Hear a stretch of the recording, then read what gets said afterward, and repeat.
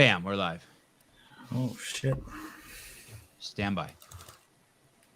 Have you seen this yet, Caleb? Where are we? Okay. I hit this button, and then I go over here to brand, and then I do this. That's the sound of a 360-degree barbell brush by Hybrid Athletics. Hey, fancy. Not bad. Oh, and I don't know about the 360. I mean, I could see a gap there. false. Hey, it's like all the news. It's all just a bunch of bullshit. Maybe 270. Oh my God, Brian. That's Rob Orlando's fault. I want you to know that is just a sponsor. We don't endorse the product. You know, he sent me those. I do endorse the product. You do? Yeah, that product is good. That's the best thing for cleaning barbells I've ever used. Well, shit, good. He sent me those. He's such a good dude. And I'm like, dude, my barbells sit in my gym and they're like the cleanest ones ever. Only my grimy little hands touch them. It's like, geez. I thought you used them for like 75-pound back squats. Those the bars. Or Yeah, I I do all that, but they never get dirty with the frequency I use them. You sold all your plates other than the 15s, right? No, I kept them. But they're here holding my mic up. They're no longer for working out. Angelo, thanks for coming on. I think last week you were eating Gatorade, which I didn't approve, and then I just saw you eating a cookie, which I don't approve. I appreciate the consistency. Awesome, you're a good dude. Caleb will be running the back end today. And Brian, oh, it's so much quieter without Caleb. What is Caleb? Caleb's probably like growing weed, and those are like fans and shit in the background. Yeah. Speaking of weed, I had a guest that smokes a ton of weed on the show, and I had him on the show, and last time I had him on the show, he was just rolling a huge blunt, and I have all these bags of weed. I don't smoke weed, but now my office just reeks of marijuana. It's kind of crazy. This is from your garden? Yeah, this is like from 2 years ago. What do you do with it if you don't smoke with it? Nothing. I just have bags and bags like this that I just harvested. I don't know. My wife bought some big glass jars and soaked it in alcohol, and then she puts it in spray bottles. And when she has pain, she sprays it on it, and she swears by it. A lot of people swear by it. I don't know. 22.2. It's in the books. Yep. You guys did it. Yep.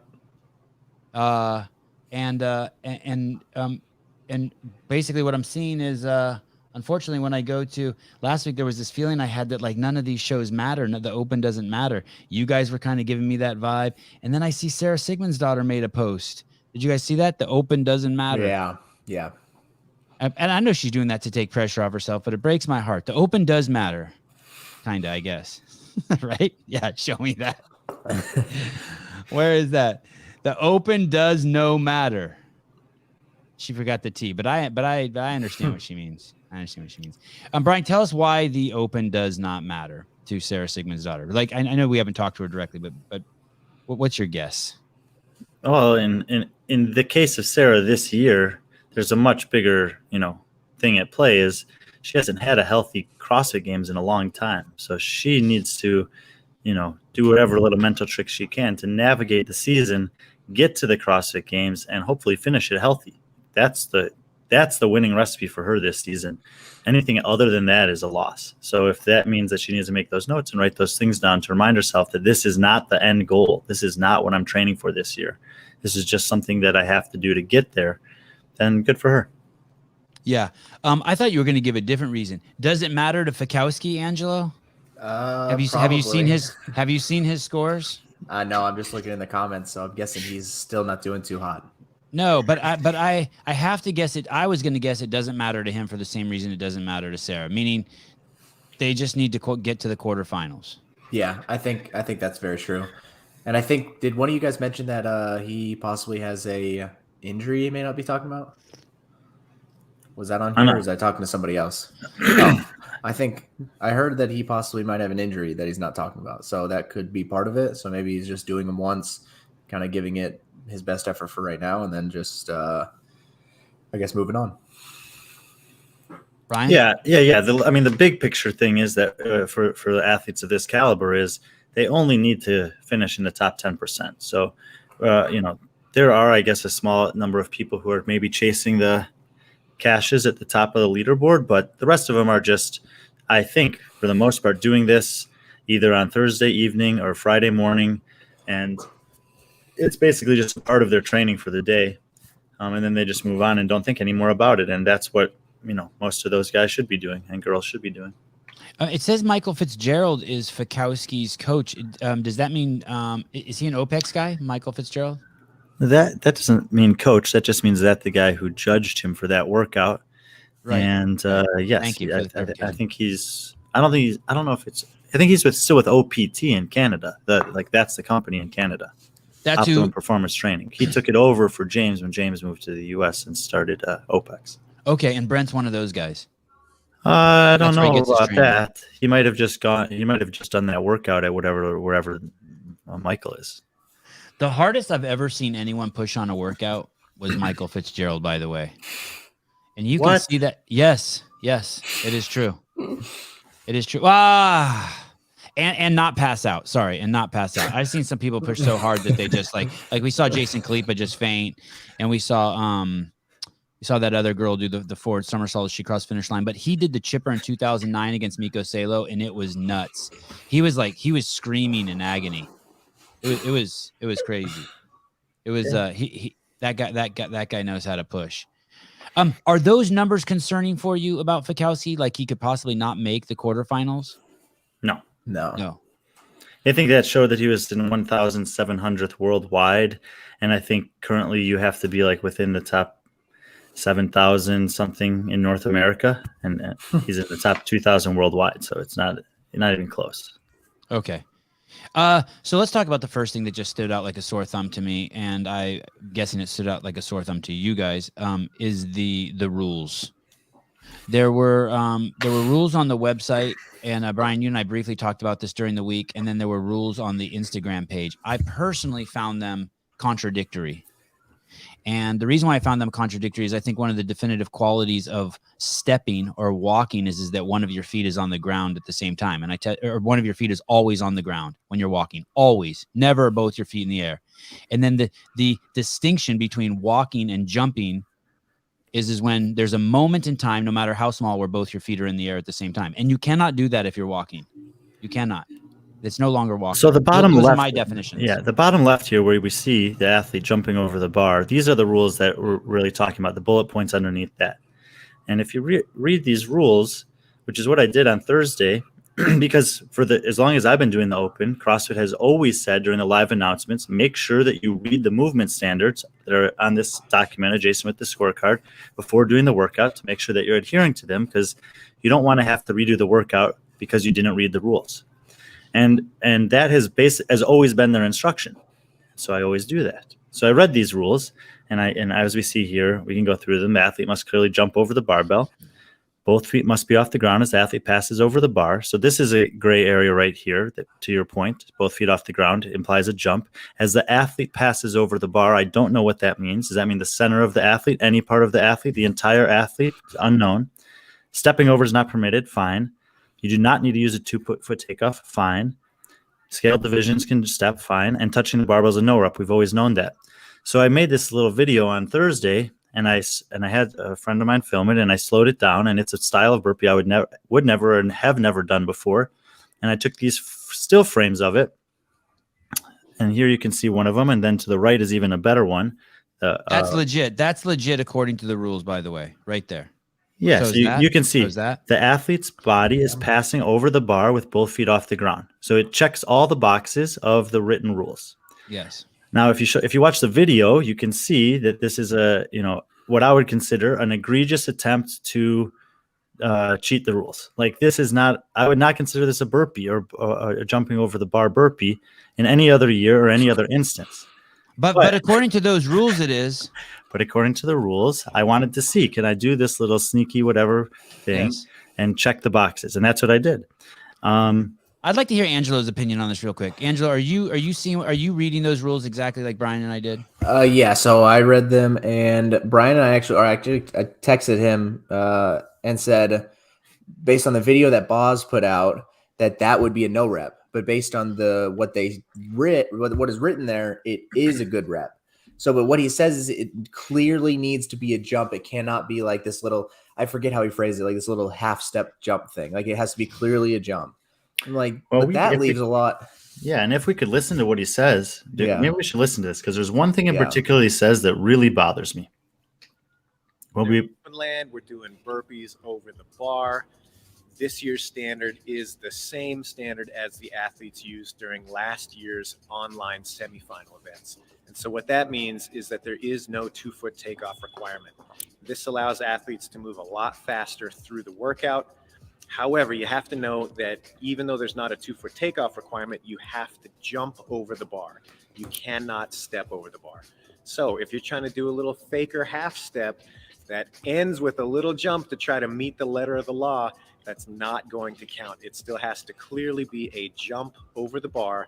We've just relaxed the 2-foot takeoff standard. Have fun with this one. See, but in my opinion, that is clearly a jump. He's clearly jumping off 1 foot. I mean, I think so. I mean, it is kind of a step jump, but it means he's jumping off 1 foot. It's in the jump rope. This makes me so uncomfortable too, because Adrian's one of my best friends in the world. Can we make this segment fast? I don't want to fucking tear him up. No, They shit the fucking I bed. don't want to tear up either. the They problem, shit the bed. to me, the problem with what he said right there is, if you're trying to do this to meet the letter of the law, you're still wrong. It still doesn't count. And it's like, okay, no one would want to have a set of written laws that if you are behaving within the boundaries of the laws, you could still get penalized for your actions in regular life. You can't steal anything. But if you do steal something and it's kind of like this, then maybe it's okay. Well, in Santa Cruz, if it's less than $950, it's okay. Yeah, seriously, I'm not joking. There you go. Society's gone to shit. That's what I mean. So that's And so that was weird to me that he actually any- said that. If you're trying to do this within the letter of the law, it still doesn't count. That was where the gray area came up. And I had conversations with some people who have been doing open workouts for 8, 9, or 10 years. And they said after the workout, they go, honestly, for the first time in the 9 years I've been doing the CrossFit Open, I actually didn't know if I was meeting the standard during the workout or not. And that is a problem. Were there any contentious videos? I'm guessing what they did when they saw they fucked up, they're like, okay, everything's good on this. Don't judge anyone harshly. Well, the crazy thing was, and I posted this on Thursday as well, is, someone immediately recalled Katrin's video from the semifinals last year. And that, she received a penalty for that. And it was a huge topic of conversation. And I reposted that person's thing and said, I think this is why they've changed this rule, because I'm not just trying to point out a problem here, but I'm also trying to understand why have they done this. And we saw that, Katrin and her team over there last year read the rules, because as he said in his video, it's the same standards from last year's semifinals. So they read the rules like I read the rules. And then they probably made a little video and tested it. Yep, you're over the bar. Both feet are off the ground. That's a good rep. And so CrossFit was like, no, that's, in their mind, they're probably like, what the fuck? That's not what we meant. You guys are trying to cheat the rules and skirt your way around it. And a lot of people DM me, no high level athlete would ever try to do this. Well, we have a 2-time fittest woman on earth who did this 6 months ago. So if, that's not a valid argument. And then I posted that thing, and within 1 minute of each other that night, one person messaged me DM, that's a jump over. And the other one said, that's a step over. Two different people that don't know each other at all. So many people sent me that video catcher and they're like, look at this. And I couldn't figure out what they were trying to show me. I didn't see anything wrong with what she did. I want to. I'd like to roast her over the coals. I thought her performance was fucking insane. I thought she killed it. What did she do wrong in that video? What was she penalized for? I haven't seen the video. You're talking about from semifinals last year, right? Yeah. Yeah. So basically, for the thing that Adrian just explained, is that she was trying to do the least possible standard to meet the letter of the law, which you should not be penalized for. That's on CrossFit. You should not be penalized for that. If you've written it one way and the athlete finds a way to do it, you should not penalize them for your lack of foresight in realizing that someone might try this. I agree. On the flip side, what you could say is, this is not what we intended. We won't be allowing this in the future, but because we didn't specify beforehand, this video stands. Yep, I agree. Did they have they addressed this with all the complaints and all? And it's such an obvious mistake. They added the video to the app at some point. They edited it? No, they added it. It wasn't on there, and then it was on there, and you could see the burpees. It says check this video for the burpee standards. Never before. And I wrote this also on that night. I said, look, I could have watched the open announcement, turned it off, read the scorecard, done the workout using those burpees, checked my own video, took the still shots, realized, yep, these are good reps. I'm off the ground and over the bar, and submitted and moved on with my life and submitted my score. And I would have been cheating without knowing it, basically. It's nuts. Yeah, it's nuts. Because of the way that the rules were written this year to make it more inclusive for people to participate, I could have done that in the presence of someone who's a registered judge with no video, and no one would ever know. And another thing is that CrossFit is about definitions. One of the things that I like to make. What are we looking at? This one? I've never seen this. This is, I mean, you're right. That's a good rep. It should be. And I saw a lot of people doing burpees just like this. And here's the other thing: I had no idea how to brief this in my gym. Yeah, her shit's people good. Ask me all kinds of questions, and I'm like, I think that's good. It's the first time I really haven't known what was a good rep and what was a bad rep. Let me ask you this too: why does this clarification matter? Does it matter because we're trying to crown the fittest, and at the end of the day, you give $400,000 or $300,000, and that this is about making it legitimate? Like, why does it matter? Like, what if the response from HQs is like, "Hey, just use common sense. Don't be a dipshit." Well, that's what I ultimately tried to communicate was, I'm not going to be doing burpees like that. Do burpees over the bar how you've always done burpees over the bar. What happened was 2 years ago in the Open, Emma McQuaid, and I think it was 20.1 or 21.1, whatever it was, she did the ground to overhead and burpees over the bar, and she set the world record on the workout. People weren't as familiar with her then. And of course, if you have the world record time, everyone's going to be scrutinizing your video, and people are like freeze framing in and zooming in and showing, oh no, her toe's still on the ground. This is a 2-foot takeoff, not a 2-foot takeoff. And it's like, oh my God, like you can, and on the flip side of that, you can go all the way back to, what is this? Oh, disclaimer. I'm in no way implying that the athlete purposely tried to gain an advantage. The rules state that a 2-foot takeoff must be used. More than 5 no reps should invoke a 15% penalty. Who wrote that up? Who wrote that on there? I'm not sure. It looks like, I don't know whose YouTube account this is, but here you can see, people are slowing this down to show. Was the rule a 2-foot takeoff that year? Yeah. Yeah. Unfortunately, like I see what maybe fucking Adrian wanted to do, but you can't do it. When you have 300 or 400,000 or 200,000, whatever they got, people doing the same event, like there has to be a distinction between jumping and not jumping. Do we all agree on that? Yeah. I mean, there's a lack of definitions basically was the problem, but this is a larger scale problem with CrossFit that the IF3 has tried to eradicate is there are no rules. Like the rules are constantly changing and the standards for movements are constantly changing. And there's the opportunity for for CrossFit to insert new movements that have never been seen before in competition. Like that one year with or new standards, even like the double kettlebell push press and second cut. The standard on that was terrible, and everyone was getting no reps. The judges clearly didn't know what to do. The athletes didn't know what was a good rep, what was a bad rep. And it's like, why? Why do you not just have a rule book for the year? These are the movements in play. These are the standards for them, and you should be prepared for them, judges, and you should be prepared for them, athletes, and you should be prepared for them, coaches. That's a good bare minimum. That's a good bare minimum. Instead, they just pop these things. In the IF3 is a total opposite. They have a very specific and set number of movements that can be there, and they're defined as what's allowed and what's not allowed for each movement so that they don't have these problems come up regularly. Well, then if they did that, then they wouldn't be able to rig the events and the games for Rich and Matt to win, because that's how CrossFit makes all its money, by just making sure that those two guys won all the time. So that would fuck that up. If anyone thinks I'm serious, you're out of your mind. I'm completely joking. You should see the emails we used to get at HQ, people thinking that. We know you rig it because you guys make a ton of money off of Rich and Matt. For every year someone said that shit. Oh, I did a lot. Punch your face. Okay. So were there any controversies, Brian? Were there any big names, or was there anything besides the fact that it gives us something to talk about for 19 minutes? Was there anything? There was one other thing about the rules that struck me as curious, and it was with regards to the deadlift. And Angelo may know, or you may know this. I didn't go back and do any research, but in the past, I always seem to remember there being a clause about bouncing the bar. You cannot bounce the bar on a deadlift. Mm-hmm. Does that sound familiar as something that's always a part of the deadlifting rules? Yeah, you can't let your arms bend on the way down. Yeah. Yeah, no bouncing the bar on deadlift. That's like, 101, if you're having a competition and deadlifts are involved, you brief that to the athletes. Yeah. And I don't see it written here. Oh, Yeah. For the first time that I can remember when there's been deadlifts in the open, I didn't see no bouncing of the bar there. And I could be wrong. I didn't go back and check all of them, but it seems strange to me. And then I had a couple people ask me if I watched Tia's video, and specifically her deadlifts.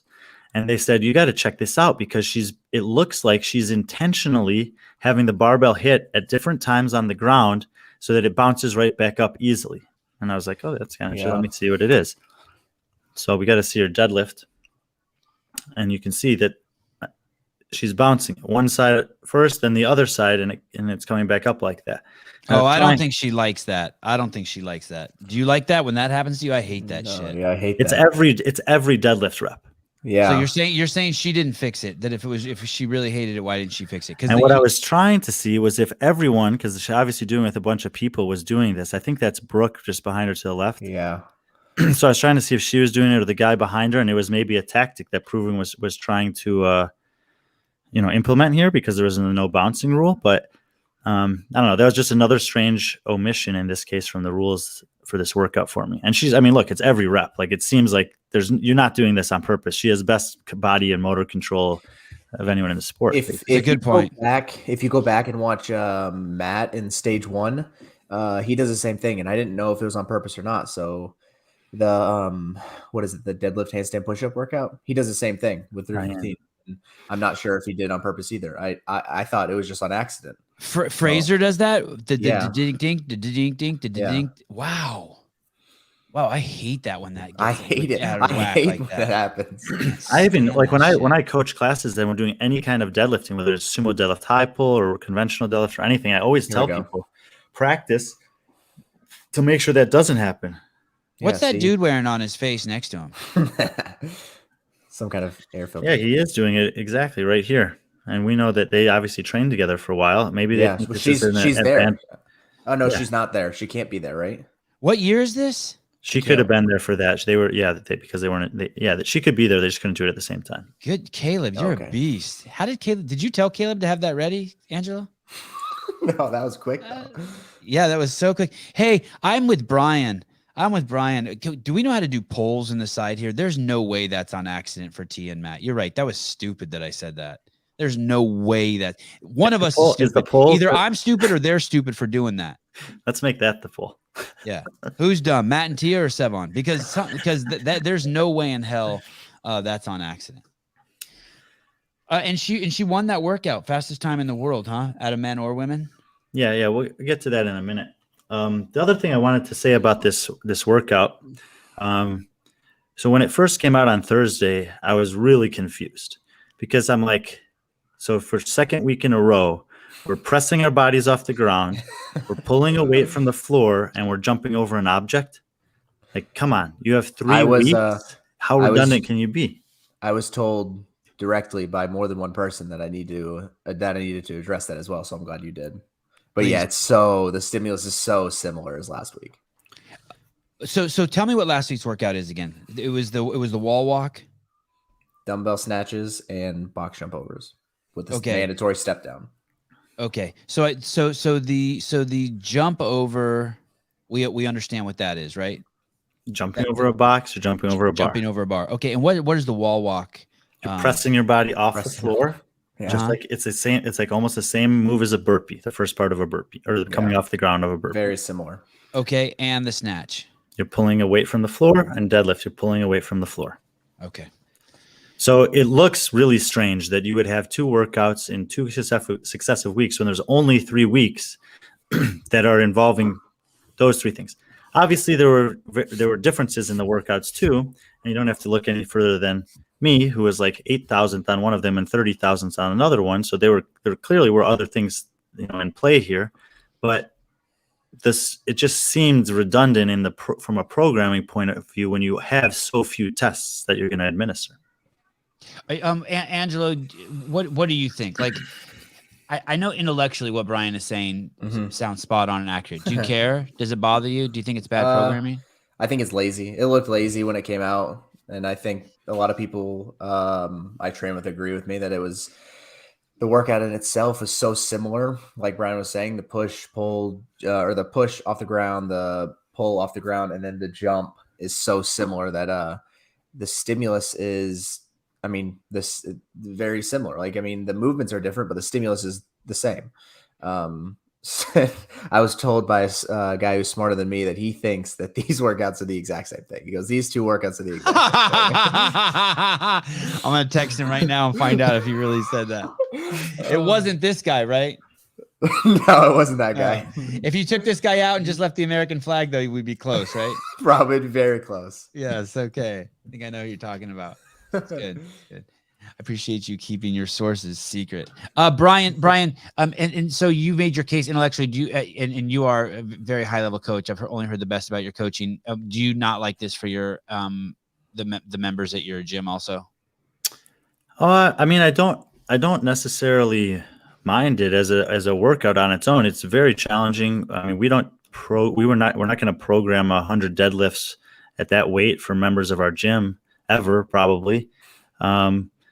But most people aren't doing 100 deadlifts in this workout. They're doing somewhere between 50 and 70 deadlifts. And, I don't think it's unreasonable for people who can have the capacity to do, 5 or 7 sets of 10 at 225, 155. But, so in isolation, the workout's, challenging, and it's, it's the thing that's very different about it, I think, from last week is last week, the rounds were all the same. So you could settle into a rhythm and just kind of keep going. This week, basically, once you get to either the set of 8 or 9 going up, that's when the workout starts. And so it's very easy and very common, I'm sure. I mean, it happened to me that, you just mispace those first 6 or 7 rounds, not realizing what's going to happen when you get to round 9, 10, 9. And so it's, from a strategy, pacing, execution standpoint, I think it's very different from last week. Yeah. All right. I'd like to make some critiques of. Are we done with that subject? I think we explained it very well. Sure. Okay. I'd like to make some critiques of 22.2 from what I saw of it. I'd like to start with Derek Forrest's shirt. You're talking about the actual live announcement, yeah, not the live the announcement. workout. I really like Derek. I think he's fantastic. I think his shirt was too small, and I think it was making him uncomfortable, and he was like moving around awkward and shit. That and he's yoked and has a beautiful body. Just make his shirt a little bit bigger. Just make Derek's shirt a little bit bigger. There was some promotion. We talked about the rules already. There was some promotion building up to the games. Can you put a link to that the cum fetish post that CrossFit Games made? This is very bizarre. I want to show you guys something. This is a post they made, and look at it says cum fetish. And I looked up the definition of cum, and it's what you think it is. It's male ejaculate. There is this push for. I know Brian's like, there's no way that can be true. Sevan doctored it. No, that's true. And the song talks about coming too. And I know you guys want to be edgy. You had Danielle Brandon do the force flip off the week before. You don't need to ask her to do that, by the way. She'll just do that. You don't need to force the flip off from Danielle Brandon. You don't need to choose the cum fetish song. All you need to do is tell the truth.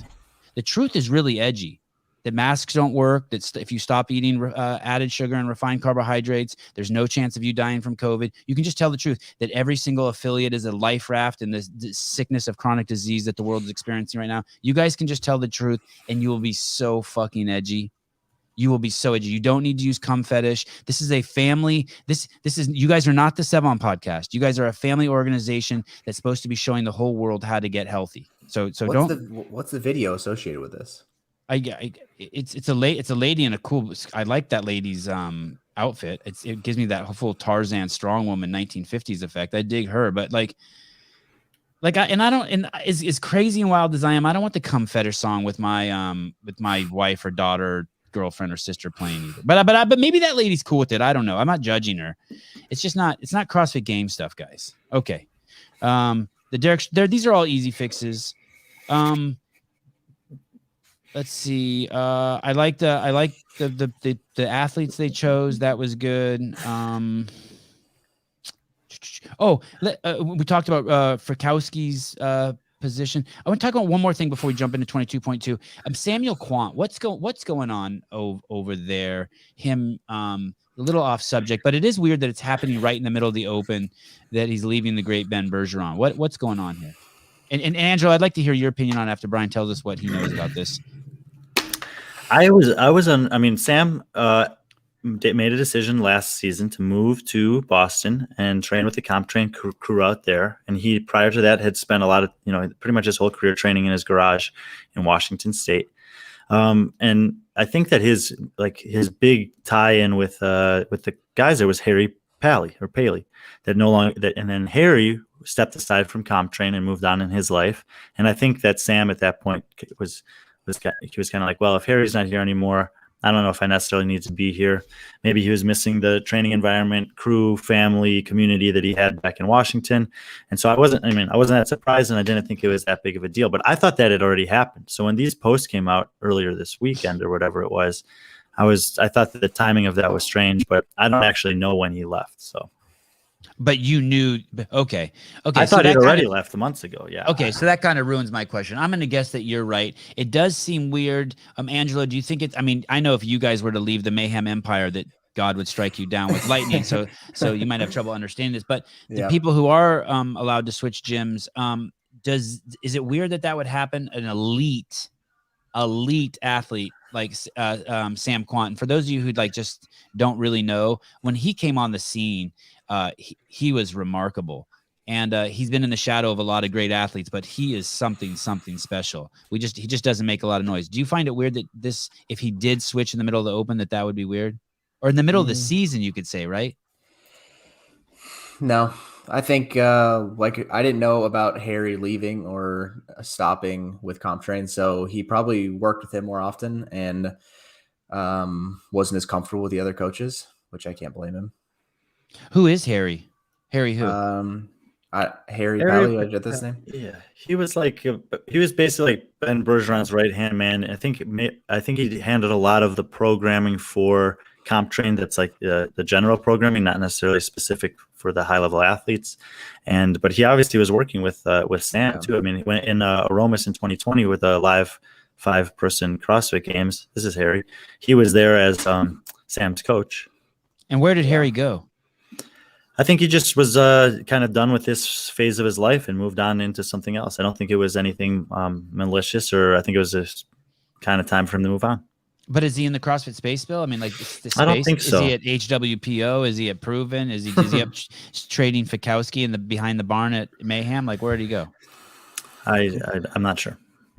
No. Let's see his most recent post. Let's get to the bottom of this. Caleb, can I see? Oh, I knew it. Beaver. Damn. Another one down.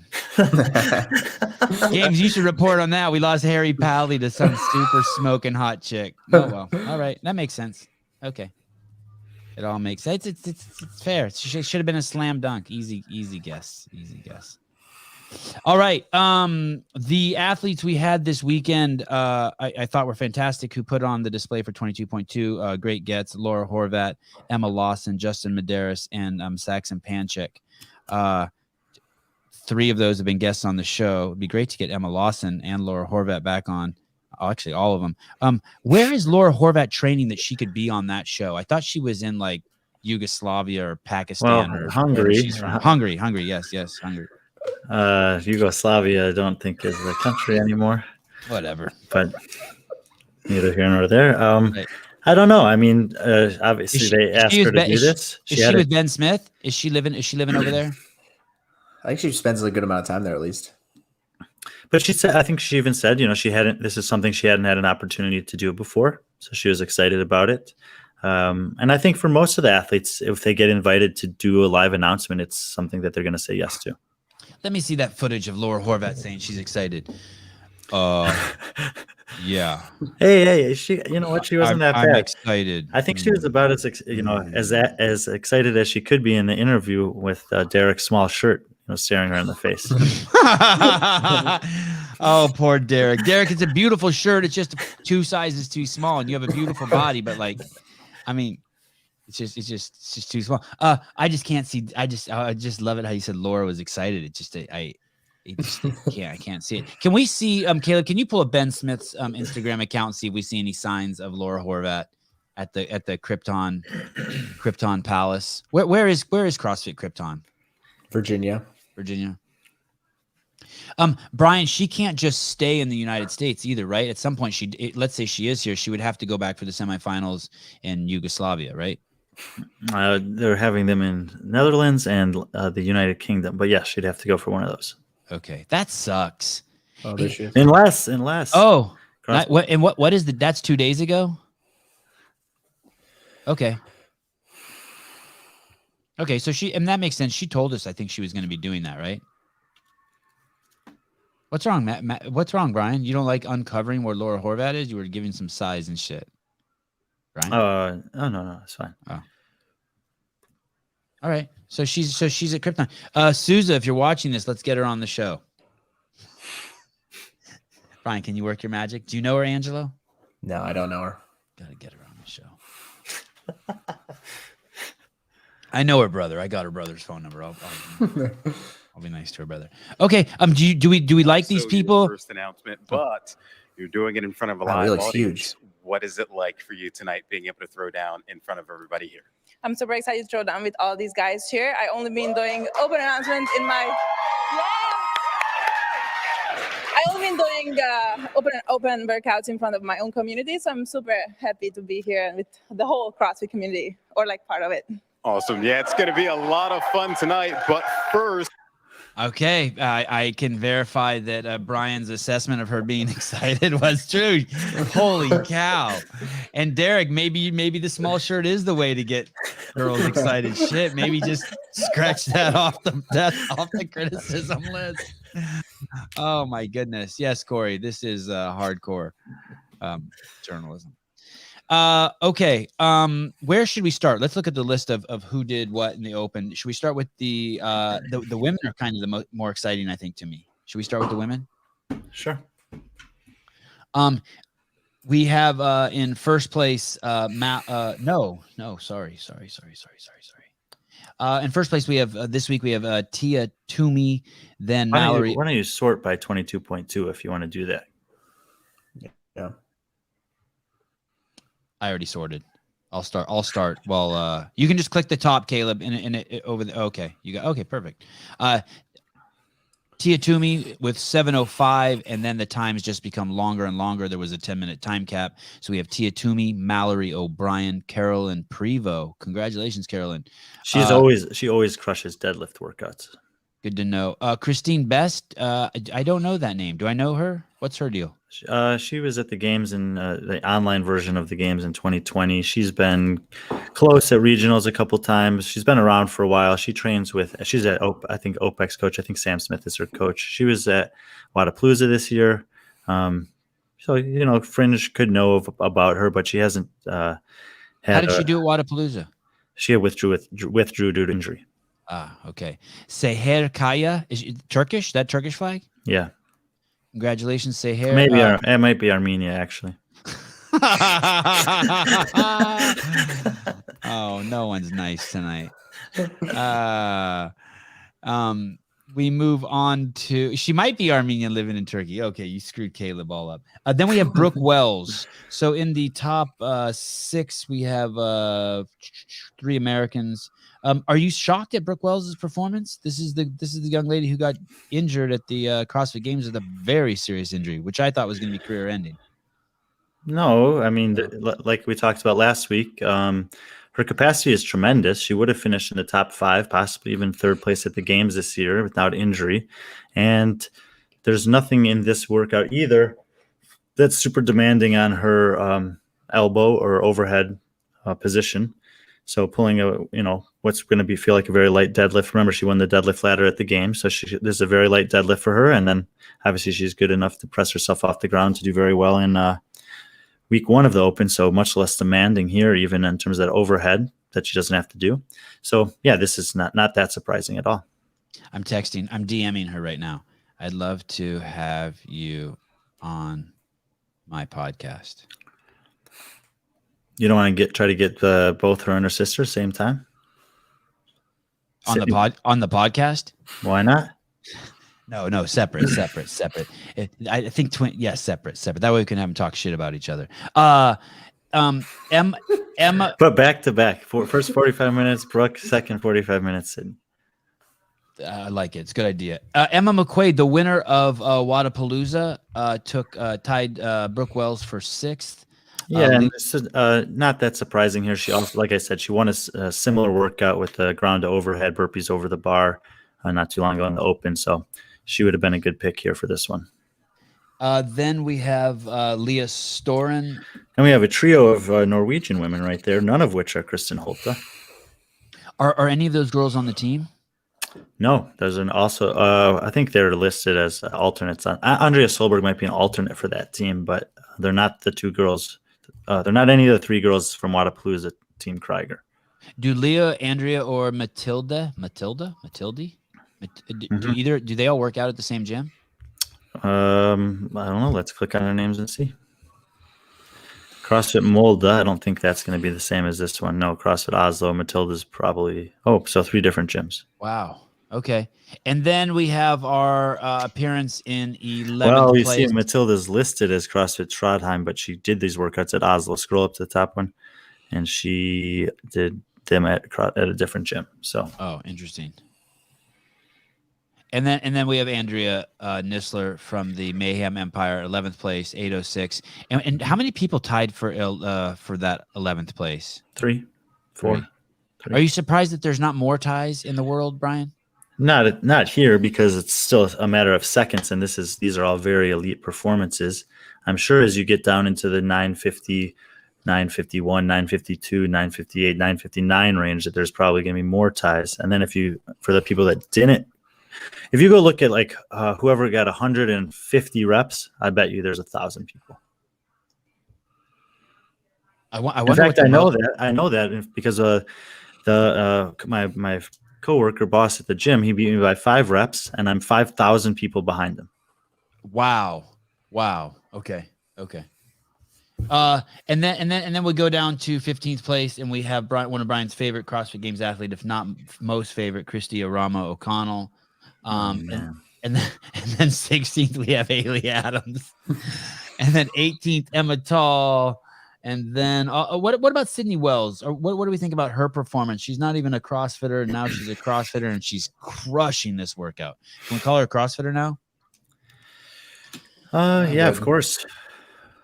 But very cool to see the rapid growth that she's shown in the first couple of years that she's been doing this. And obviously that environment down there has been a good thing for her. So it'll be, especially curious to see how she's able to do her second year at semifinals, assuming she makes it there. That's where I'll really be looking to see if, what kind of progress has been made from last year to this year. And then we have Australia's all the way down to 26th place. We have Australia's second person on the top 50 on the first page, Ellie Turner. Then on 27th place, we have with outstanding morals, Danny Spiegel. Then 32nd place, we have the mama, Ariel Lowen. Freya Moosbrugger from is that Canada's first appearance? No. Mm-hmm. No. Carolyn Prevost was 3rd. Okay. And then I saw Annie Thor's. Gabriella Magawa. Oh, Gabriella Magawa. Wow. I thought she would have destroyed this. Not that 836 isn't destroying it, but I would expect to see her like fastest time in the world. What do you say, Brian? It seems to me, I'm not 100% sure that most of the women that are in the top 10, at least the top 5 worldwide in this workout, are probably smaller than her. And Annie Thorsdottir and Sam Briggs, 37th for Annie and 38th for Sam Briggs. These people who are on this first page, the reason why I think this first page is so cool, because the open still does matter. You skipped over the 16-year-old or 15-year-old Olivia Kerstetter right there with 834. Wow. I didn't notice that. That's she trains with Hepner. That's right. Wow. Mm-hmm. And so she has she's currently 50th worldwide in the open at 16 years old, but Emma Lawson finished 15th worldwide in the open at the same age last year. Wow. Crazy. These people, if you're not on this page, you're not winning the open. if this is By now, definitely. This is still only this, right now. I think we're sorted by 22.2. So if you want to talk about winning the Open, we should probably go back to the overall rankings. Yeah. I mean, base. This is Mal O'Brien's but to you're win, right? I mean, if she's in control of her own destiny, is what I'm saying. No, the programming is in control of her destiny. If there's no 1-rep max test of any kind, then she's got as good a chance as Tia to win the Open. But if there is, even though Mal's super strong, there's enough strong women competing that won't show up near the top of these other workouts, and Tia's still going to probably have a top 10 or 15 score, even if there's a 1-rep max tested. That would be enough, I think, for her to beat Mal almost regardless. But if the only remaining tests are capacity tests, then yeah, she's got a 3-point buffer right here going into the last week. I'd really like to hear what Shane says to Tia right before she goes. Stroke my mullet, babe.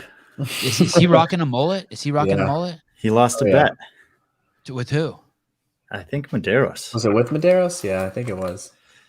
Yeah, or maybe Colton Mertens. I can't remember. Like, does he have? Mullet guys. He was in the video of her deadlifting, and you could see his mullet on the side. Yeah. It's actually pretty. It's pretty impressive. I mean, he's committed to it. He's got the shaved on the side. He's got the full party in the back. Full flow in the back. There he is. Wow! Holy white trash! Good job. Wow. He's fitting in Nashville very well. Yeah, he needs a straight out of Cookville shirt. Holy shit. And coloring one of his teeth black. Wow. Crazy. He needs some meth in his pocket too. You're right. Does she like, maybe she doesn't need a pep talk, but I'm thinking like she's so far into her career. I would just love to know, like, is it something simple like I love you, babe? Or is it like you're a fucking bitch and you have something to prove to the world. Get it. You know what I mean? And then put some sniffing salts under her finger. Like, I just want to know. Like, is there? I don't know. I don't think it's that serious. I've never seen him that intense, honestly, when they were at Mayhem. No, nothing like that. No. Yeah. He's like, maybe he just looks at her and she knows if she doesn't do well, no one knows what that means. Yeah, right. I didn't mean that, but that's good. For those of you listening at home, make up your own mind of what that was. Okay.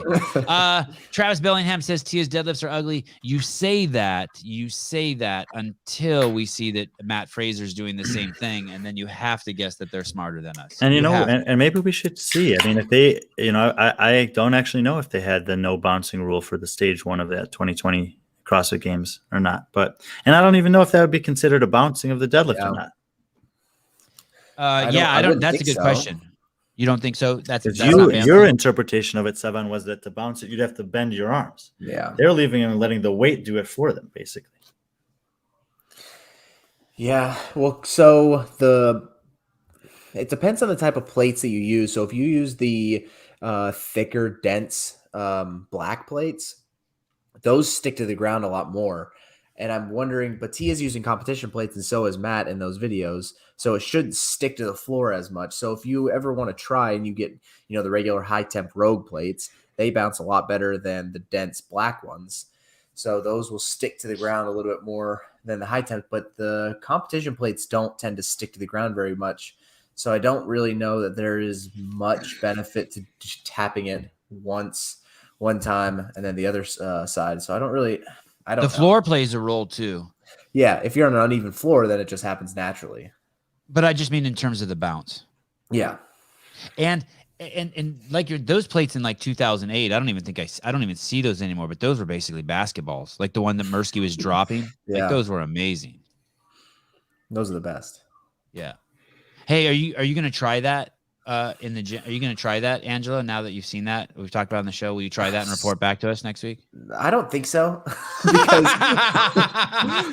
no, fuck off. the first time I saw, so when I saw the video of Matt doing it, I go, man, his back must have hurt after that, because I feel like it would be a weird stress in your lower back, kind of twisting like that. But I don't know. I could be totally wrong. I would have never even thought of that. It also is like, it's one thing to do it at 155. It's another thing to do it at 315. Like that shows some crazy strength. But don't forget, Matt Fraser has metal rods in his spine. Yeah, true. That helps. He's like Iron Man. I want to say one more thing about 22.2. It felt like there were a lot of commercials. It felt like there was one giant commercial for like Whoop or the Whoopie, or there was a lot of commercials. Tone those down a bit too. Let's talk about more about the affiliates. Let's tone down the commercial. Okay. Anything surprising here? Any concerns? Anyone so low that they might not make the quarterfinals? Anyone just doing so poorly? No, I saw someone mention Emma Carey's score on this workout. I actually haven't checked what it is, but just remember that she is coming back from a back injury in December, so it's probably not in her best interest to be doing this at full speed. So but it's not, assuming that she didn't hurt herself doing the workout, pretty much no matter how poorly she did, she's not going to have any problem advancing to the next round. I was surprised to see how slow Emma Lawson did the deadlifts. They looked like they actually she redid the workout and did significantly better. And actually, last week, I don't think any of the athletes who did the open workout. Okay, that is really bad. That is surprising. Very surprising. She's still in 4,100th place in North America. Yeah, so her back has to either be bothering her or she got injured and just stopped the workout. Or what about just playing it super safe? No, could be, but that seems even like too safer than safe. Yeah, too safe that it's unsafe. That's triple masked. Yeah, I mean, this is the same score that a woman at my gym got who is. Ouch.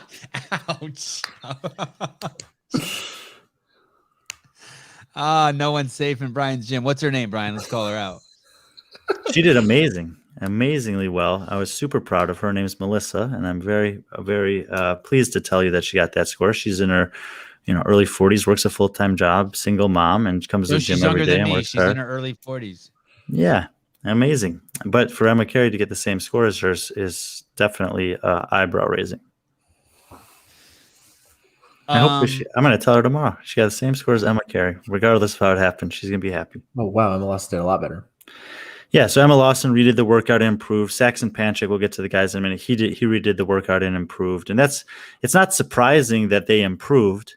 It is surprising that they chose to redo the workout. Yeah. Because what's the point of redoing it? Emma Lawson announced, in fact, at the live announcement that she's planning to compete as an individual this year. So her only priority should be to make sure that she's in the best physical condition come semifinals. Redoing this workout or not, she would have easily made the quarterfinals. What is the most significance in all the years that the Open's been around that the Open's ever had? Was there ever a time where if you didn't finish in the top 100? 2020 for sure. Okay, tell me. Yeah. Top 30 people made the games. Everyone else was out, basically. Okay. Coming into the year. Or was top 20, actually. That was the weird year, right? That was the COVID year where only 5. You didn't know how important it was going to be at the start of the year. Oh, shit.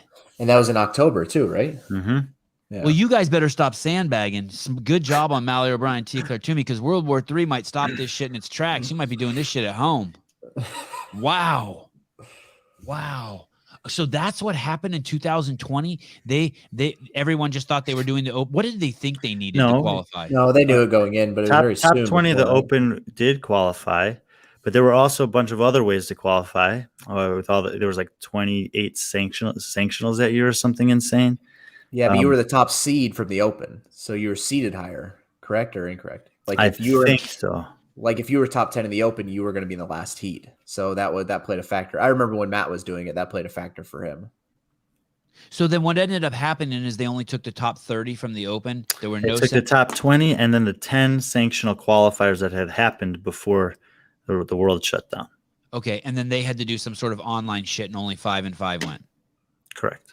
Wow. Okay, and besides 2020, what was the most significant?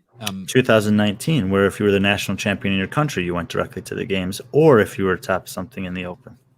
Yeah, see, do you see what I'm trying to get at here? That basically we've gone from this show would be so much better if and more tense and we could talk more shit if this mattered more.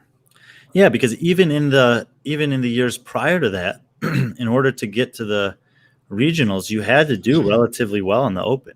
Like it was only took X number of people per region. Now the region sizes and numbers changed, but you you had to do reasonably well. Like Brent Fikowski could not be having performances like this in 2017 and hope to make the CrossFit Games. And the most famous female athlete in CrossFit couldn't be writing and posting, the Open does no matter. Right. All right. And we'd have double the amount of viewers, although the show's doing great. Thank you. Okay. Anything else we want to talk about here? Are we surprised? I guess we're not surprised. Do you want to look at the overall standings after 2 weeks for the women, or do you want to talk about 22-2 for the men? I'd like looking at the overall standings. I thought we did do that, and we pretty much know that it's going to be Mal or Tia who wins this.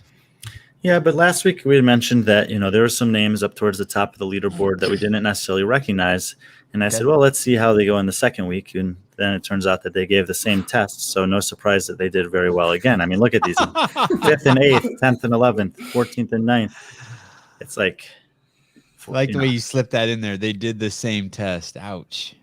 Well, I did mention that, I did significantly differently on the 2 tests, but we can see here these people, Grace Strachan and Lori Clement and Leah Storen, who no one probably knows who any of these people are, did very well on both of these tests. So I want to see a heavy barbell. I want not 155-pound deadlift heavy. I want to see an escalating ladder of cleans or clean and jerks. I want to see a high volume of bar muscle-ups, toes to bar, chest to bar pull-ups, and I want to see if they can replicate these things before I really start diving into who they are.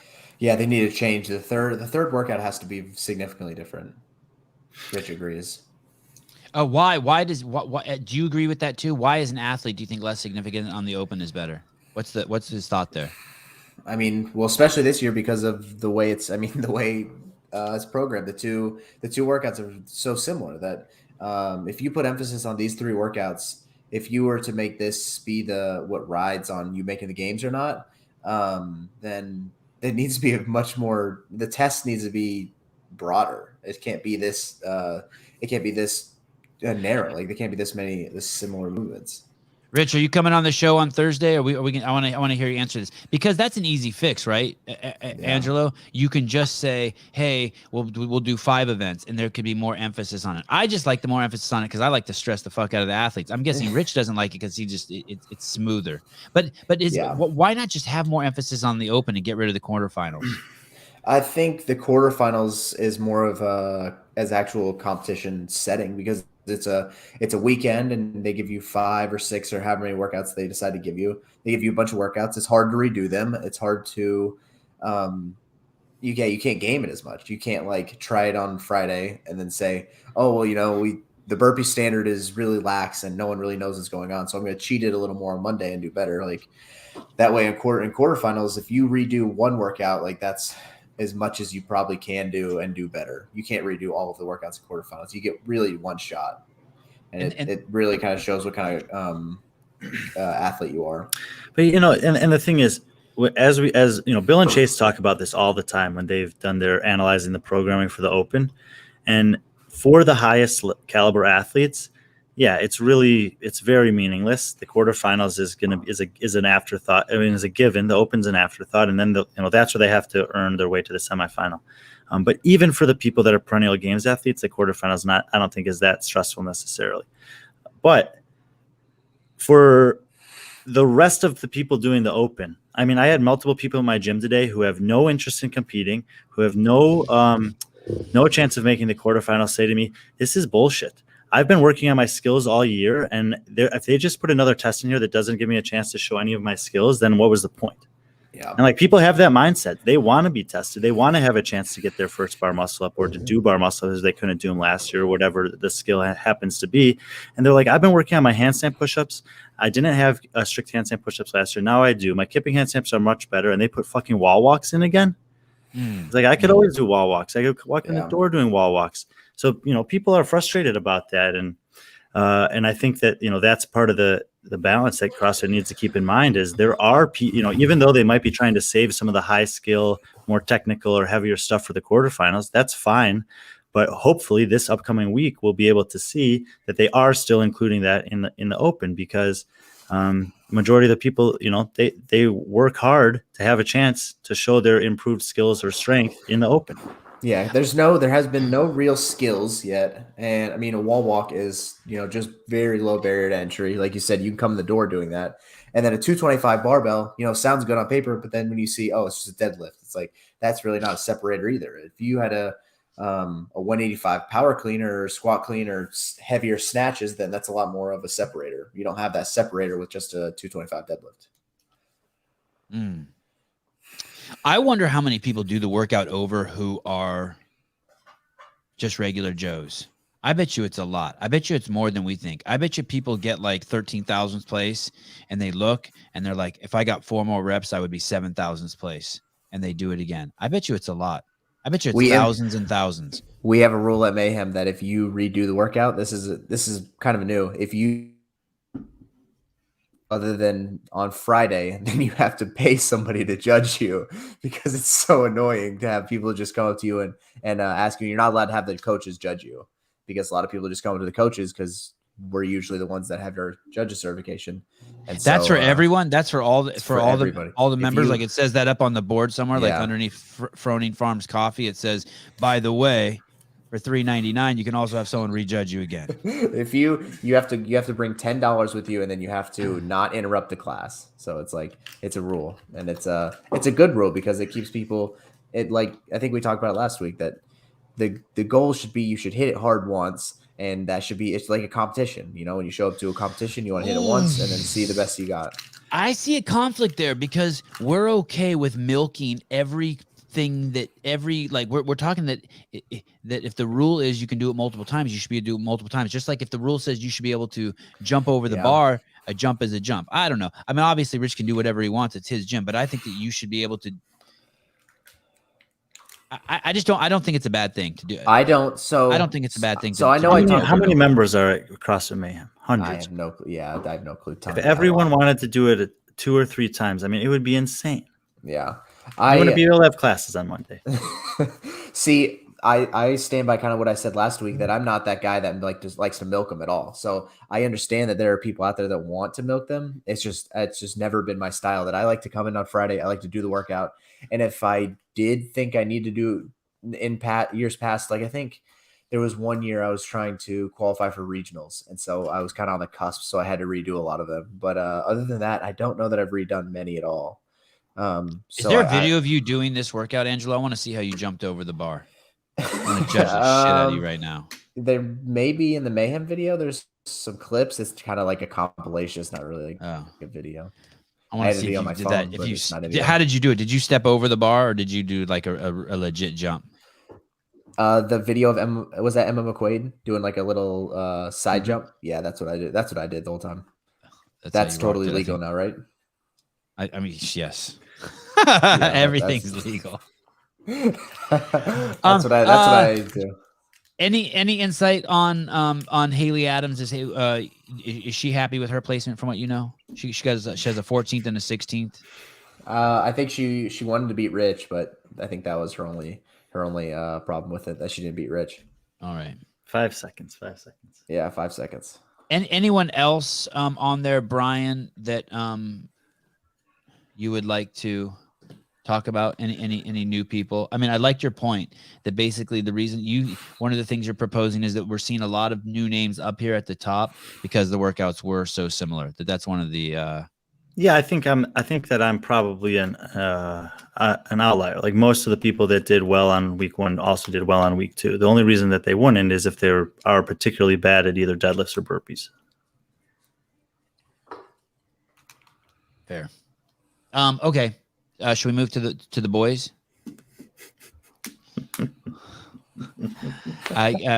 Please, Rich, please leave the comments. You're stealing the show. This guy. You can't take Rich anywhere. The guy's stealing the show. Okay. Should we go over to the boys? Sure. Wow. That's awesome. You want to look at the overall standings, or want to look at 22.2? Let's look at 22.2 first. Wow, this is fascinating. So this guy's... We don't know if this is a valid video or not. I think that probably it will be invalidated, and Noah will tie for the win on this workout. Will this uploaded a video, which is nice. Because you don't know this guy from India.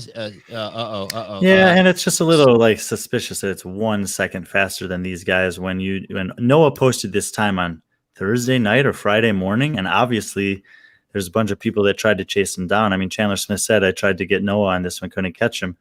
And you'll see the list of guys that have times that are about this fast, and you'll recognize almost all of them. And then all of a sudden, this one guy pops up 1 second faster than him. Subhreet Singh. Hey, can you pull up his Instagram, Caleb? This guy is at the top of the leaderboard. He's from India. He took 3,645th place on 22.1 and on 22.2. He's claiming. And he uploaded a video of his 3,645th place finish, but not his first place worldwide finish. Yes, that is a bit weird. That is. And second place, we have Uldis Upanex. Then we have Noah Olsen. He's a Mayhem guy. Uldis is? Yeah. Why? If Noah put his up first, he should be on top if their times are the same. I'm just saying. Remember last week we talked about this when there was 3 women tied and we couldn't distinguish. Yes. I think he probably. Never mind. It's legit. Let me see. Oh, Subhreet, you've done this to yourself by uploading the score. You think this is really him? I don't see any CrossFit shit in here. Oh, Jim Lover. Wow. Okay. Let's scroll. Let's scroll, baby. Let's scroll a little bit. Does that say Jim Lover or Jim Lover? Are those two things or the same thing? He loves the gym and he's a good lover. Let's go. Wait, what's he driving? Is he driving a G-Wagon? Yeah, it looks like a G-Wagon. No. Oh, it's some kind of crazy. Yeah, it looks like a G-Wagon. Some kind of crazy brand. Some kind of yeah, it's brand. a knockoff G-Wagon. I need one of those. That thing's dope. Oh, look how little those tires are. Hey, that's it from he took that in front of the Muscle Factory. Someone should tell Noah if he drove a car this badass, he would have beat this guy. Yeah. So that's 718. That's over 2 years ago. When's his most recent post? Look, Caleb, when's his most recent post? He's more of a fashion mogul 6 weeks ago. 6 weeks. He's more of a fashion mogul than a All right, let's go back to the guys we know. Hey, dude. Oh, wait, what's that? Look, there's someone in his comments with the name Poon rather. Hey, I should have made some posts at the top just to get some, Still one more week, Sevan. Just to pick up some followers on my IG. Okay, good job, Subhreet, for screwing up our show. We should do a poll on that. Who believes? Okay, so Uldis is in first place, tied with Noah Olsen. Yeah, and that makes sense. Both of these guys, it makes sense that they would do well in this workout. Same with Dakota Rager, Phil Toon, Pat Vellner, amazing on deadlift burpee workouts. So at least those 5 guys, I'm not really surprised by anything here. Luka Vunjak from Serbia, I don't know very much about him. He had a pretty good 255th in the first workout, so maybe up and comer there. But then Matt Poole and Chandler Smith, Colt Merns, Cole Grayshaber, like it's a lot of guys that you know. Mertens. Well, I just got my Mertens sticker today. I kind of want to stick it here, but I think. And look at this, dude. Be a little weird. Okay, I did a study with Bill and Chase one time. 19th place overall, Caleb. 19th place overall in this workout. 35 years old. This guy's record, Austin Malleola's record on workouts that involve deadlifts in his career in any competition is insane. In fact, it prompted an entire episode that we did where we took specific athlete movement combinations. So it's something like Sam Briggs and muscle up workouts, Austin Malleoli and deadlift workouts, Josh Bridges and thruster workouts, Rich Froning in any workout. I just did that for him. He wasn't. Yeah, good nod. He's still in here, so he'll like that. And he's not paying attention. He's just fucking with people in the comments. He ain't paying attention to shit. Anyway, and this is crazy. I mean, Austin is not competing I don't think so, unless maybe he has ambitions of trying to take down Hobart in the Masters competition this year. And 19th worldwide in this workout. 10 years ago, he was winning open workouts with deadlifts in them. Hey, so what did you find? Tell me more. Oh, sorry. Go ahead, Angelo. Sorry. He can stand up and touch the bottom of his kneecaps with his standing straight up. He's got the longest arms I've ever seen. Yeah, he's got the longest arms I've ever seen. I can't even touch the tip of my dick with my hand when I'm standing up. Isn't it the same as your kneecap, though? Right. What did you find when you did that research? What did you find? Like, what? Any like numbers you want to give us that are just crazy? Yeah, it was fascinating. You should go check that episode out. Okay. Where is it? It's on Morning Chalk Up. No, this is with Bill and Chase. Get with the programming. I actually don't know if you can listen if you're not a Patreon or not. I have no idea. They put your ass behind the firewall. Everyone always puts my ass behind the firewall. Miss Sarah Cox, thank you very much for Deadliest athlete movement combo. I found it. Oh, this is crazy. Is it behind the paywall? No, this is my Google spreadsheet that I made.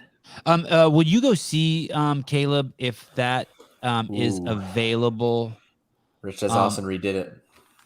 Oh, look at that, giving us the insight. Will you see Caleb if that? What's the name of their podcast? Bill and Chase's podcast. Get with the numbers. Yeah. Get with the numbers. I think Austin did really well on the first time though. I think he was like right around 8 minutes, or maybe I don't know. I think they did it at Rogue together.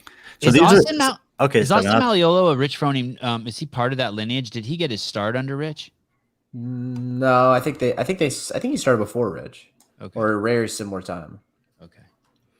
So these were the ones that we looked into. Camille LeBlanc-Bazinet with chest to bar pull-ups, Josh Bridges with thrusters, Sam Briggs with muscle-ups, Fikowski in chippers, Austin Malleolo deadlifts, and Katrin Davidsdottir on handstand walk workouts.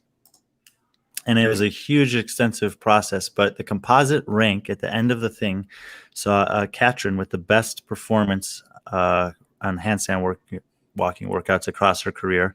And then Sam Briggs and Austin Malleolo tied with her second right behind her. Sam on muscle-up workouts and Austin on deadlift workouts. You think he could beat Hobart in the Masters? No. How did Hobart do this week? That's a great question. I was concerned last week.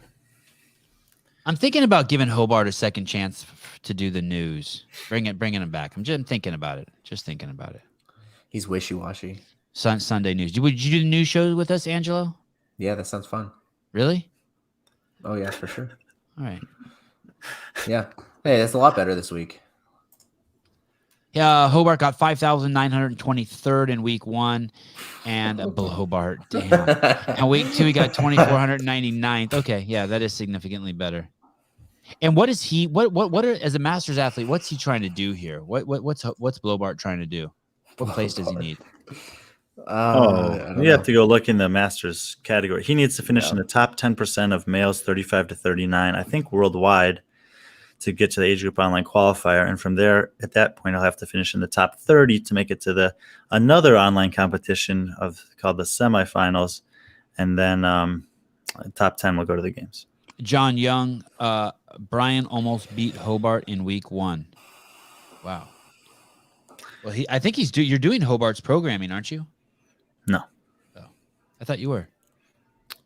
No, I only did that for like 13 weeks in the fall. Oh, that's over. Seems like yesterday. Should we go over these guys, any more of these guys in this list before we look at the overall? Are we surprised at Justin Medeiros' placement? He took 20th. It's very good considering that he was the first one to do it, and he didn't redo it. And if you look at, Saxon redid it and got a 6 second score of 6 seconds better than Justin on this workout. I think he did the next day with the Proven Crew. It's crazy. Colton Mertens, 9th place, 739. Yeah, this was a workout that it wouldn't have surprised me if he'd won this workout worldwide. He tied with Chandler I didn't know about Subhreet though. No, Subhreet, he came out of nowhere. He's a gym lover. Phil Toon's a big dude. Are you surprised he did so well with those burpees? No, he's not that big. He's great at deadlifts. And he's amazing at deadlifts. Yeah, he was a guy that I thought could win this workout. Yeah. But Vellner's really Phil Toon's not a big guy. I always picture him as a big guy. I've never seen him in person. He's not really tall. No, that's not much bigger than me. 5'10". He's an average size for a CrossFitter. He's not. If you saw him, you might think he was even lean. Wow. Yeah, he is lean. Where are the Jukic brothers? How come I'm not seeing either of them on here? Well, I know for sure that Lazar is he is not interested at all in the Open. He has much bigger aspirations. It's DUKIC, Caleb. And then Luca did really well in week 1. I don't know how he did in week 2. Rich Froning took 42nd. Wow. Rich actually, Rich is the ultimate proof of what you were saying, Brian, about or I guess Rich said it. These are the same workouts. Who said it? Yeah, Someone said it. Rich said it. 43rd and 42nd. Have we seen anyone on either of the front pages for men or women who got the exact same score? Exact same rank worldwide? Yeah. I don't think so. Wow, that's fascinating. Why are there so many people in Rich's avatar photo? There's got to be some sort of rule against that. Well, any one of them can just hop in for the next workout if he gets tired. Say twice, you're in. Ricky Garrard makes an improvement from week 1, 122nd to 48. He's happy, right? He likes that. I don't think he's too concerned about the open. Anyone else up here? Any of these people that you've never heard of before, Brian, in the top 20? Like we were talking about the women. Like, hey, where did these people pop up from? It's indicative of the workouts. Yeah, I mean, I don't know. I don't think I've ever seen the name Steven Talifer before last week. Jesus Herrera Fernandez, Isaiah Vidal, and of course, there's our guy, the best Mayhem athlete, Charles Curran. Yeah. 12th overall. Crushed this workout again. Where? I don't see him. He's in 12th worldwide. 12th worldwide. He was 38th on this workout, but 12th worldwide after 2 weeks. So we told Rich we're going to put his face over all the pictures in the gym of Rich's face. We're going to start signing everything over to him. Who is this guy? Did we talk about this guy last week? Yeah. What did we say about him? Refresh me. That he's the fittest guy at Mayhem right now. Well, that's clear. Who is he? I honestly, I did not know him very well before the open.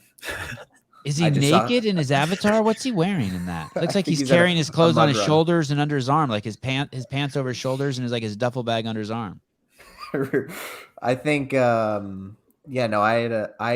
had very few conversations with him up until the open, and now he's like crushing the open. So I pay very close attention to his workouts because it's very impressive.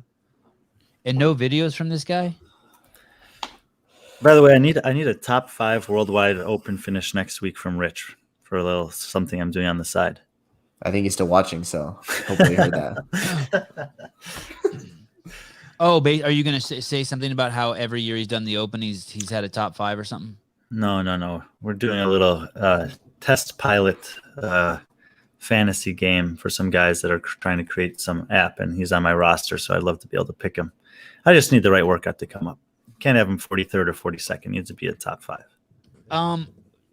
So it looks like we moved to the rankings after 2 weeks, and the men. There's a lot more men who can win it than the women. The men are super close, but Phil Toon is at the top. Does that surprise you?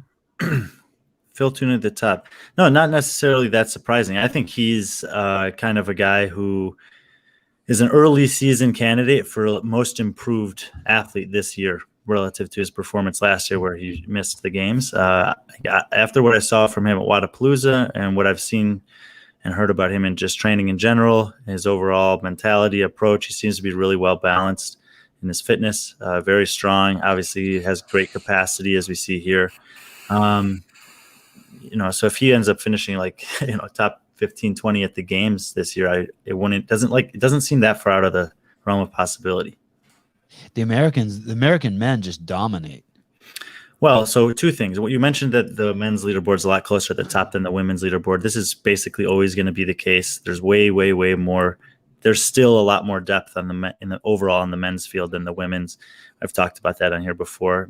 Probably change over time, but and then this is something that CrossFit refuses to acknowledge that I often talk about is that the dispersion of elite athletes in the sport is very different globally for men than women, whereas the North American men are still, and that's including Canada, of course, are still very, very dominant.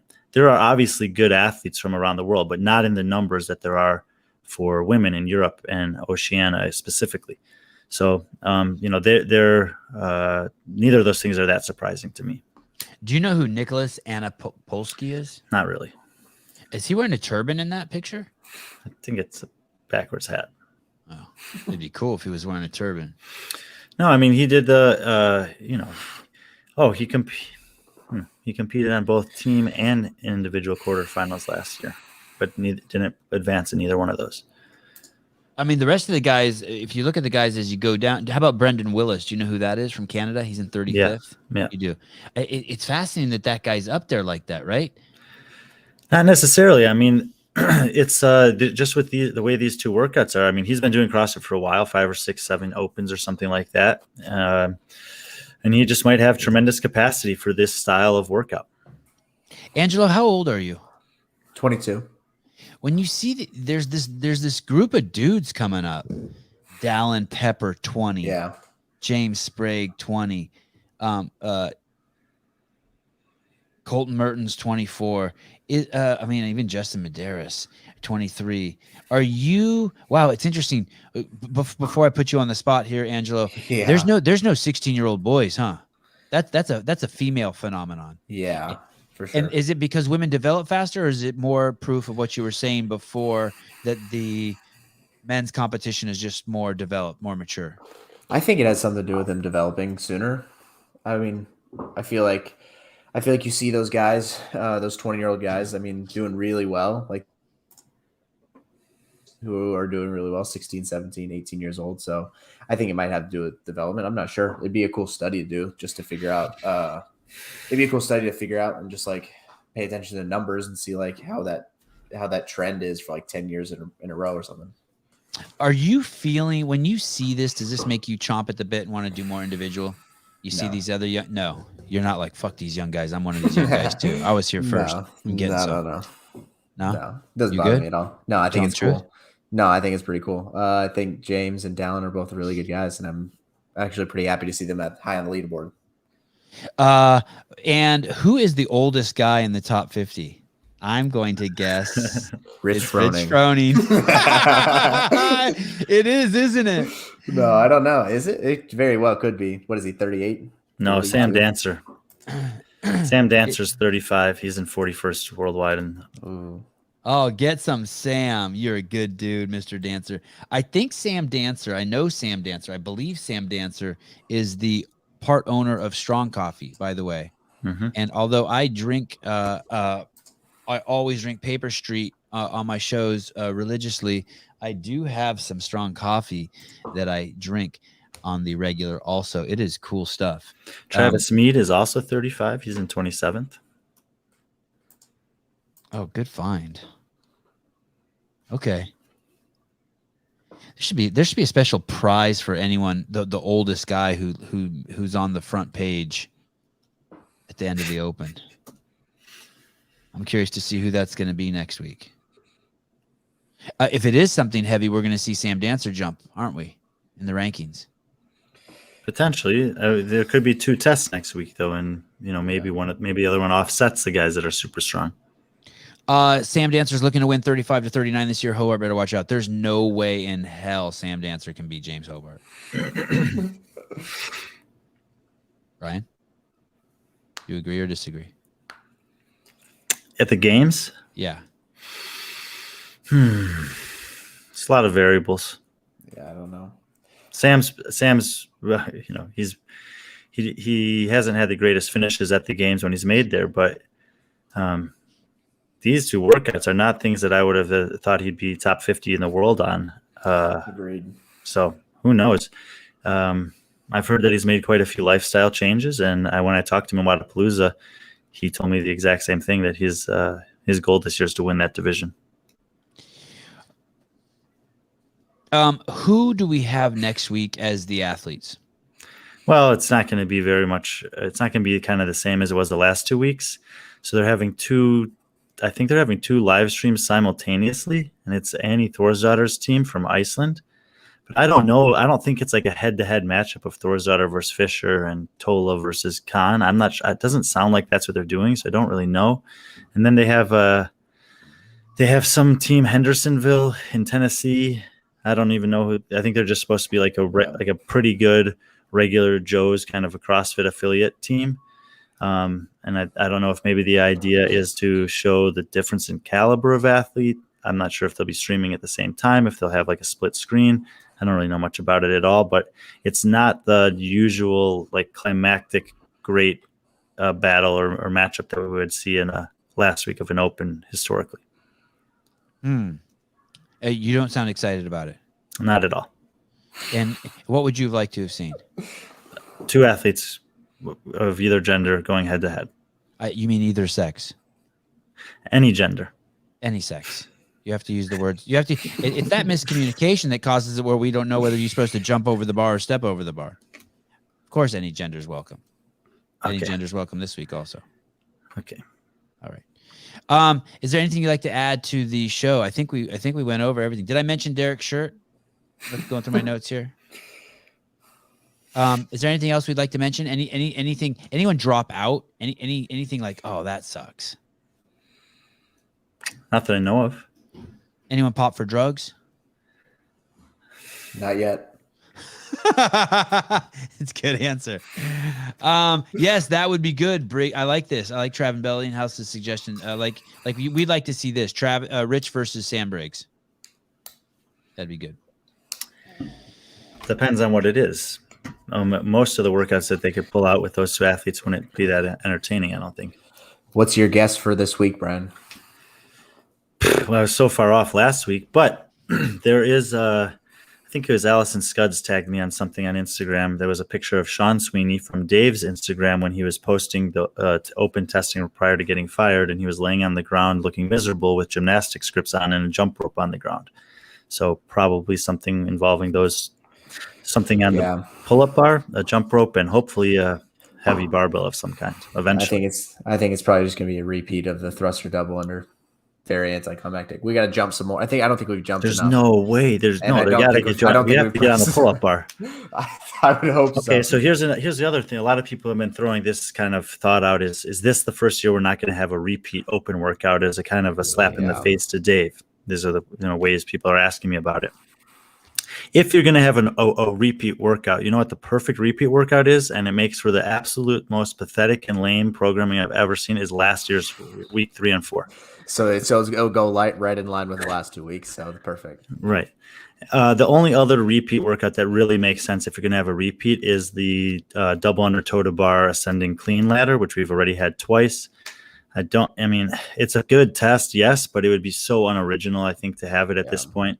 I really don't think either of those things are going to be repeat. I mean, if they repeat, if they make 22-3 and 22-4, 21-3 and 21-4, people are going to be like, really? Like, it was cool and clever last year, and it completed the programming really nicely after having 2 lackluster opening weeks. So it makes sense if that's what they're going to do, but I really hope it's not that. Yeah, I hope they kind of pull something out of their ass. It's going to be a lot different because it just has been not exciting so far. And Dave was building it up and building it up as there's going to be new elements. There's going to be new this. There's going to be pain. There's this. And so far, it's like Sevan. I was told what the new movement was last week. Am I allowed to say what it was? Sure. Yes. You mean from Brian, 21 point? You mean from 22.1? Yeah, Brian. Do you know what it is? How did you find out what it was? I can't say. Yeah, of course you can say what it is. Tell me, what is it? Shuttle runs instead of box jumps?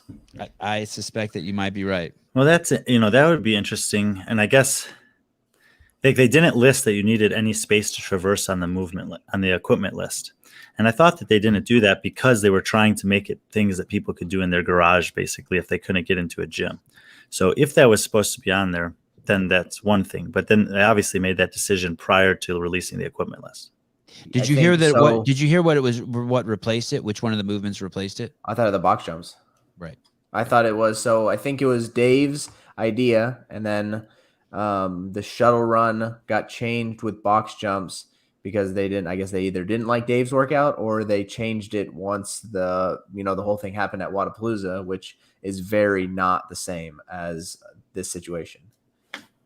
Yeah, it is fascinating that is what was taken out at Wadapalooza too, and that was taken out because of the weather, right? Because that had nothing. Hey man, I programmed a workout last week at the gym that had shuttle runs in it, and it was brutal. It was tough. I think it would have been very cool. That was the new element that I heard about.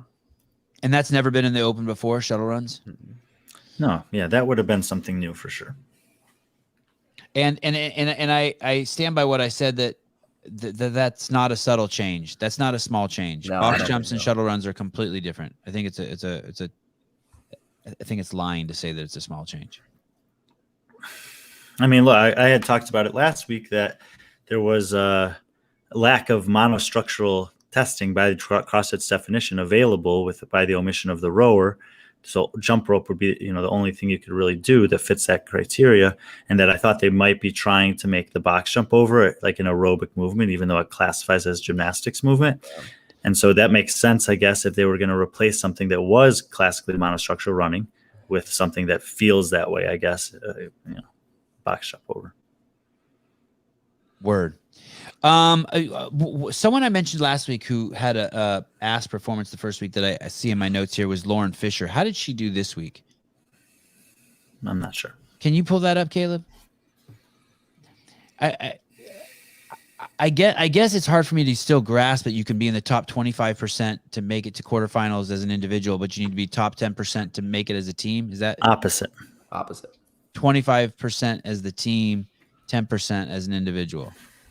So, wow, significantly better. What happened last week? Well, remember she had that that elbow surgery in the fall. So maybe the wall walks just weren't very comfortable for her. Wow.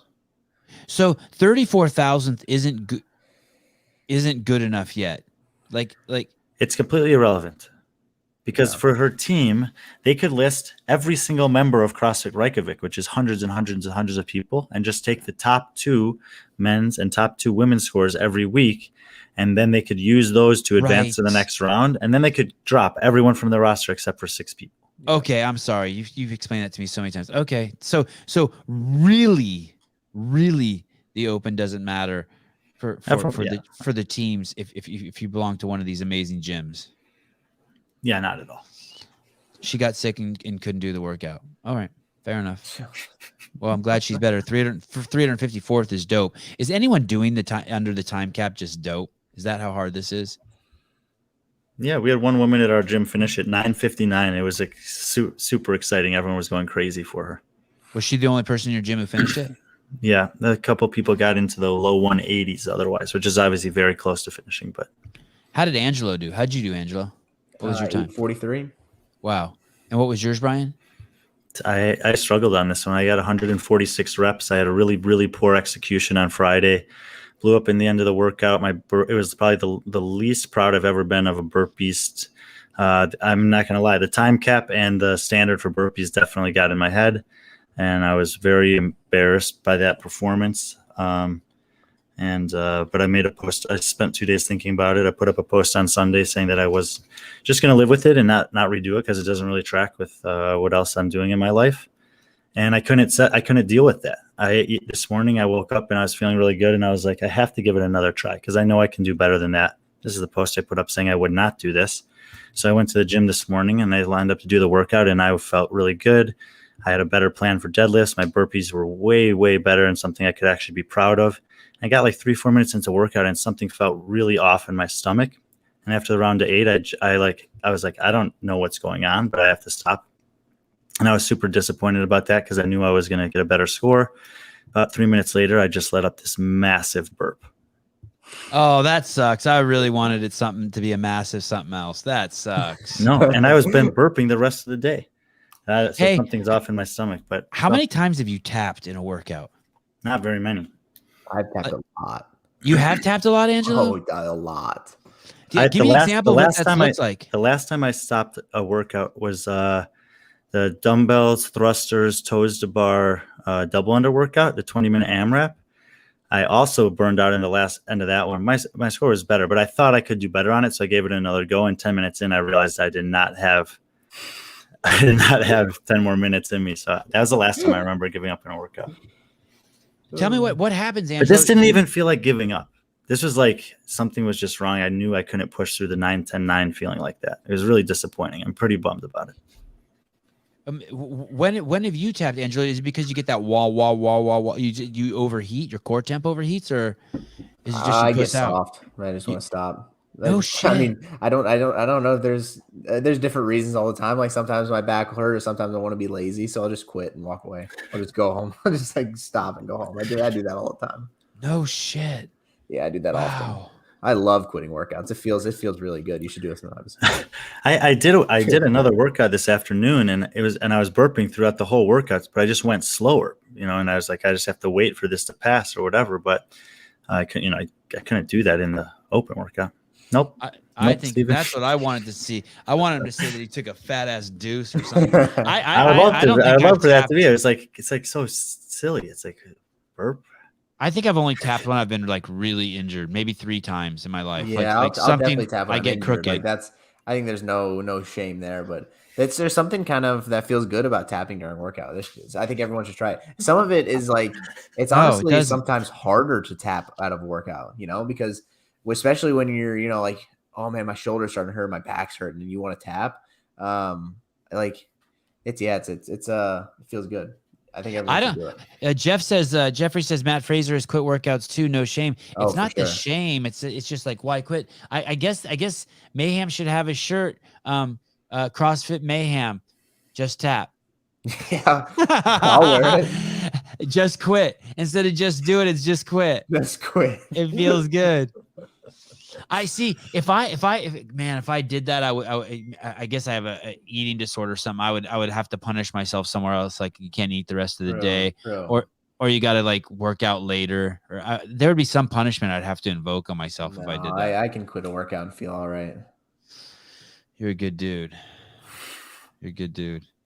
Anything else we want to talk about? We're excited about week 3, even though it doesn't matter. We'll be back. Well, I mean, look, we've been critical of the programming a little bit to this point, but you always have to keep in mind that whoever's doing the programming has seen the full picture. So they know what next week is and what it entails and how many tests it is and what those tests are, and we don't. So we're only making commentary based on what we've seen so far, with the understanding that last year was exactly the same. Through 2 weeks open, you're like, really? This is the test so far? And they better have something big in week 3. And it was big in week 3 last year. They had chest bar pull-ups, toes to bar muscle-ups, front squats, thrusters, and a 1-rep max lifting complex. That's what I'm saying. Like, what are they going to do this week that's not that exactly, that gives us a full, the feeling that we actually had a full test? I think it could be that exactly, right? Yeah, that's what I said. That's like one of the 2 things that they could repeat is last year's week 3, which I think would be a huge travesty if that's what they did. Not that it's a bad workout, but it's like just disappointing that you fired Dave. You have this, already some controversy around or whatever, and then that's what you're going to do. I mean, the test then looks really, really similar to last year, 1, 2, 3, 4.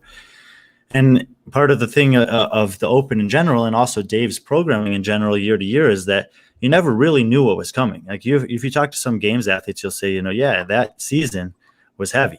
That season was this. That season involved a lot of high skill gymnastics or a lot of getting inverted in your hands or whatever. And that was kind of the theme of the season. And then the next year they have a different theme. And Dave was really good at kind of always staying a step ahead of the athletes, the coaches, and the community, and saying, like, you think that you're prepared, but have you forgotten about this? You think you're prepared, but you forgot about this. That's a big bill, big shoes to live up to for whoever's got to take this over. A couple of things I want to say. Thank you to barbelljobs.com, California Hormones, Paper Street Coffee, all my friends. CEO shirts should be shipping. I saw that mine shipped today. So that's cool. I'm excited about that. Tomorrow I will be going live with Joe DeSania. I think I pronounced his name right. He is the founder and CEO of Spartan Race. They have a couple new TV shows coming out on NBC. Go ahead, Brian. You know those like t-shirt quilts that people make? No. Oh, like they have like 25 t-shirts and then they get them into a quilt. You don't know? You've never seen that? No, but I like it. I'm going to get my CEO shirt. I'm going to make a big giant quilt, but only put one shirt in the middle. CEO. Oh, I like it. Did you receive an email saying your CEO shirt shipped? No. Okay. Maybe they don't have your email, but I gave me your address. What do you wear shirts besides Mayhem shirts, Angelo? Yeah, I wear whatever shirts. You do? Yeah. or Okay. whatever I want. I'm gonna Just send tap you- shirts. I'm gonna Yeah, send you a just shirt that. too. Mayhem on the back. Man, And then on Your Wednesday, your next shirt should be a picture of Subhreet in front of that car. oh, and then I it think says that would just get a gym lot of- lover. It says gym lover. It's Subhreet. It says gym lover. Oh my Gym goodness. and lover, not just a gym lover. Gym and lover. Oh my god! If people would buy that shirt for sure, I want every color. On Wednesday, so tomorrow there's no podcast. We're doing this. I'm doing it live with Joe, and then Thursday we have Patrick Bet David on at 8 a.m. If you don't know who that is, you should definitely Google him. That is going to be a insane podcast. It's an incredible get for the show. And then on Thursday morning at 11 a.m., an hour prior to the open, I'll be going live with Brian, Rich Froning, and Jason Khalipa. Well, at least those are the guys I've invited. You may end up seeing Angelo if one of those guys bails. And I'll do my best. I'll probably be with Rich anyways. and then Thursday morning, then we have David Rush. He's broken over 200 records in the Guinness Book of World Records. He's also an engineer at MIT, or he graduated from the MIT engineering school. And then on Friday, everyone should definitely watch this show. We're going to have Greg Anderson on. Greg Anderson was a police officer in the state of Washington. He made an Instagram post saying he will not violate anyone's constitutional rights in the state of Washington. They told him that goes against what the governor's orders are. And he said, well, fuck you. Then I ain't a cop no more. And he stood up for it. He's a police officer who stood up for all of our rights. He's become a huge Instagram star, and I love him, and I can't wait to hear his story. Thank you guys for doing this. Thank you. Peace.